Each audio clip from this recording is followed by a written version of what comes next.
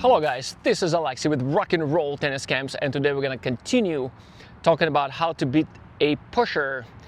So from now on, we're going to be a lot more tactical. We're gonna actually talk about specific patterns, specific shots that we're going to use how to beat a pusher, which, as I mentioned before, like rhythm. Therefore, our number one goal in all these tactical things would be designed not to give them any rhythm. So let's start with the one I like to use, and that would be serve and volley. So usually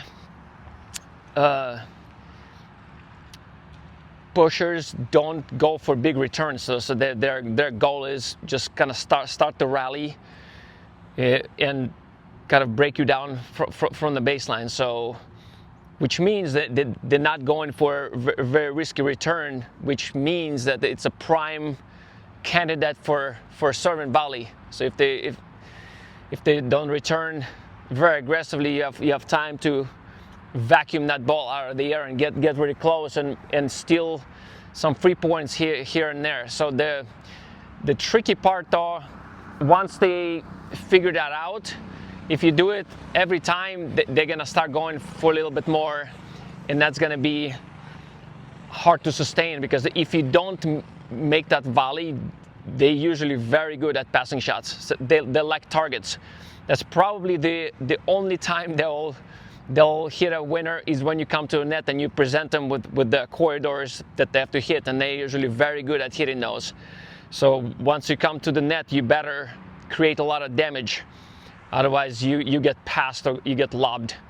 So what I like to do when I play pushers, I would throw it here and there. I would not do it very predictably. Just throw it in some odd times and just try to steal a few points here, a few points there. So that way they don't never know when you come into a net, so they can't be aggressive on their returns all the time. So kind of jerk them around, and again goes back to the no rhythm thing. That's how you create no rhythm. They should be in a constant state of not knowing, okay, what's he gonna do? Is he gonna come to the net? Is he gonna stay back?